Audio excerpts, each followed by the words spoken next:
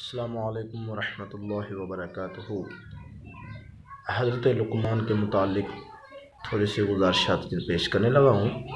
हज़रत लुक़मान कौन हैं?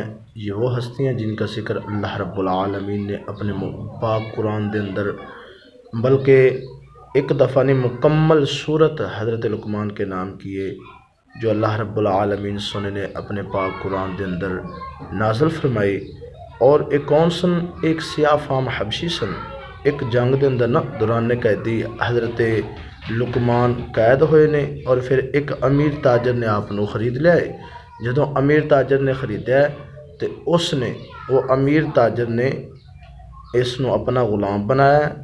पहले भी वो गुलाम बड़े सन, लेकिन आप सियाह फाम हबशी सन, इस वास्ते एडे सोहने नहीं सन। दूसरे गुलाम सन वो चलाक हुशियार ते सोहने सन। जदों वो गुलाम जड़े बाकी ने ना वो आप दे नाल तंज करन लग पए।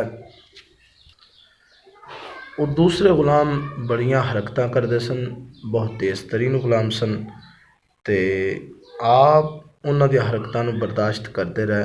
बर्दाश्त करन तो बाद कुछ दिन होए, मालिक दा बाग सी। मालिक ने गुलामां नूं कहा भी जाओ बाग दे विचों ना फल तोड़ के लाओ। मालिक दे वो दूसरे गुलाम जड़े सन वो फल तोड़ के अद्धा आप खा जाते सन, अद्धा जड़ा मालिक नूं। एक दिन बहुत ज़्यादा सख्ती की। एक दिन फल तैयार होया, मालिक ने उन्होंने अपने गुलामां नूं आख्या, मालिक दे गुलाम गए फल खादा है। हज़रत लुक़मान भी नाल ने।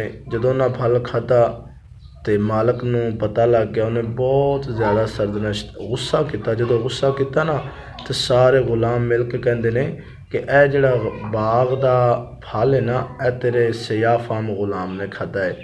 तो जो मालिक ने बहुत बुरा भला आख्या तो हज़रत लुक़मान ने आपने फरमाया भी मैं यार एक दिन तजवीज़ देना, तेनों खरे ते खोटे की पहचान हो जाएगी, तेनों पता लग जाएगा कि माल तेरा किन्ने फल खाता है तो किन्ने हड़प किया है। तो मालिक कहन लग्या दस। आपने फरमाया भी यार इंज कम कर भी तू पानी के अंदर ना लहसन की पोथी लैके ना पोथी वो लैके ते उन्होंने उबाले दवा। जो उबल जाए तो गर्म पानी इन्हों सारा पिला के ना तो इन्हों हुक्म देना है कि 1 घंटे तक तेरे बाग के अंदर दौड़ा लाउन। जो घंटे तक बाग के अंदर दौड़ा लाएंगे तेन पता लग जा सीधा। घंटा दौड़ा लाइया, लाने तो बाद उन्होंने कह आए वो जिन्ना जिन्ना फल खाता सी ना उन्हों का फल उन्होंने मेदे ने उगल के बाहर कढ़ दिता।